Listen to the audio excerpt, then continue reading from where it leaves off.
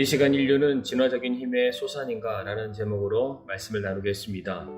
진화론을 지지하는 사람들은 인간이 하등 동물로부터 시작되었고 수십억 년의 시간이 걸린 어떠한 자연적인 과정을 통해서 지금과 같은 모습을 갖추었다고 주장을 합니다.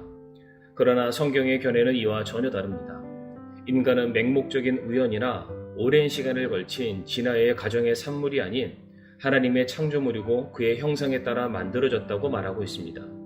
즉 인간은 맹목적인 우연이 아니라 신적인 창조주의 산물이기 때문에 인간의 존재에 있는 이유가 있으며 그 이유는 창조주의 의도 안에 놓여 있다는 것입니다. 그렇다면 하나님께서 인간을 자신의 형상대로 창조하신 목적은 무엇이겠습니까? 첫 번째로 하나님은 자신의 즐거움을 위하여 인간을 창조하셨습니다. 요한계시록 4장 11절 말씀에 오 주여 주는 영광과 존귀와 권능을 받기에 합당하시오니 주께서 모든 것을 창조하셨고 또 그것들이 주를 기쁘게 하려고 존재하며 창조되었나이다 하더라 라고 말씀합니다. 인간을 포함한 모든 피조물이 지음을 받고 생명의 선물을 받은 것은 바로 주 곧 하나님을 기쁘게 하기 위해서라고 말하고 있습니다. 결코 피조물 자신의 마음의 즐거움과 기쁨을 위해서 그들이 존재하지 않는다라고 말하고 있습니다. 이 말을 반대로 표현하자면 우리는 창조주를 기쁘게 해드릴 때에 바로 거기에서 삶의 목적과 이유를 발견하게 되는 것이고 또 그 안에서 동일한 기쁨과 행복을 누릴 수 있게 되는 것입니다. 두 번째로 하나님은 자신의 영광을 위하여 인간을 창조하셨습니다. 이사야 43장 7절 말씀에 곧 내 이름으로 불리는 모든 자라 내가 내 영광을 위하여 그를 창조하고 그를 지었으며 참으로 내가 그를 만들었느니라 라고 말씀하십니다. 인간의 창조 목적이 바로 하나님의 영광을 위해서라고 성경은 가르치고 있습니다.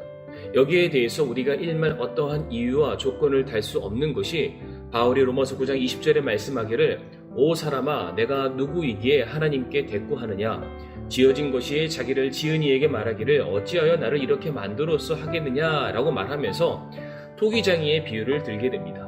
토기장이가 자기가 만든 그릇으로 그것을 천하게 쓸 권리와 혹은 그것을 귀하게 쓸 그런 권한이 없겠느냐. 즉 하나님께서는 창조주이시며 더불어 예수 그리스도로 말미암아 우리를 값주고 사신 분이시기 때문에 그가 원하는 것은 무엇이든지 그 피조물된 우리들에게 어떠한 것도 기대할 수 있는 권리가 있는 분이라고 말하고 있습니다. 세 번째로 하나님은 자신과의 교제를 위해서 인간을 창조하셨습니다.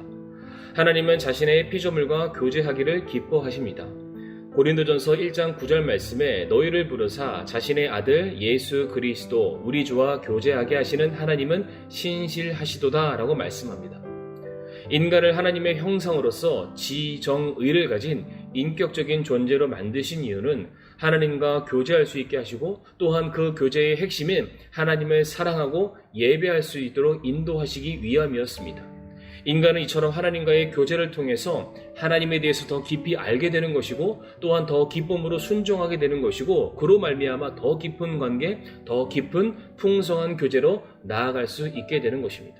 네 번째로 하나님께서 창조하신 세계를 잘 다스리도록 우리 인간을 창조하셨습니다.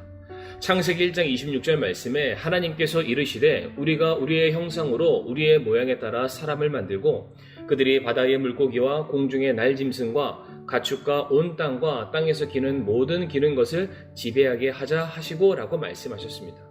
하나님께서 인간을 창조하신 이유는 세상의 모든 만물에게 하나님께서 그들을 창조하셨다는 그 사실을 알게 하시기 위해서 우리를 만드셨습니다. 또한 하나님의 형상과 성품을 닮은 우리 인간을 만드심으로 또 그들을 하여금 만물을 다스릴 수 있는 권세를 주신 것 역시 모든 피조물을 향한 주권이 하나님께 있음을 알리게 하기 위함이었습니다. 다섯 번째로 하나님을 섬기고 경배하기 위해서 우리 인간을 창조하셨습니다. 시편 95편 6절 말씀에 오라 우리가 경배하고 절하며 우리를 만드신 분 곧 주 앞에 무릎을 꿇자라고 말씀을 하셨습니다. 이 말씀에 나와 있는 이 경배라는 이 단어는 같은 위치에 있는 대상을 향해서 쓰는 그러한 말이 아닙니다. 오직 창조주와 피조물 사이에서만 경배라는 이 말이 성립이 될 수 있습니다.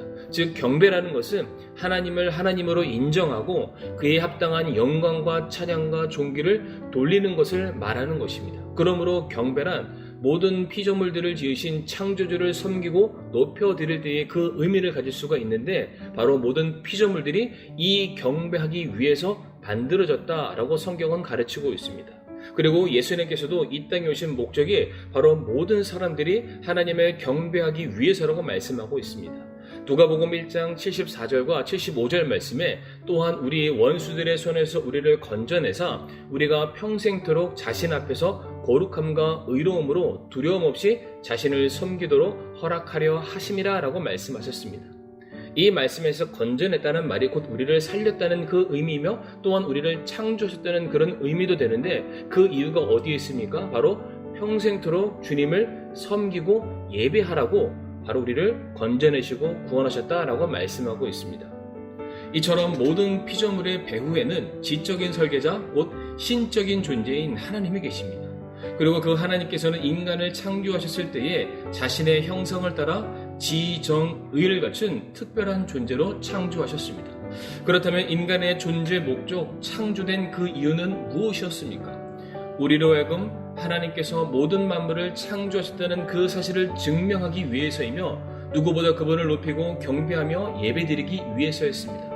바로 우리가 이 목적, 이 창조된 그 목적을 온전히 이해하고 우리가 그것을 이행하게 되었을 때에 하나님께서는 우리의 그러한 모습을 보시고 보시기에 심히 좋았다라고 말씀하실 것을 믿으시길 바라며 오늘의 말씀을 마치도록 하겠습니다.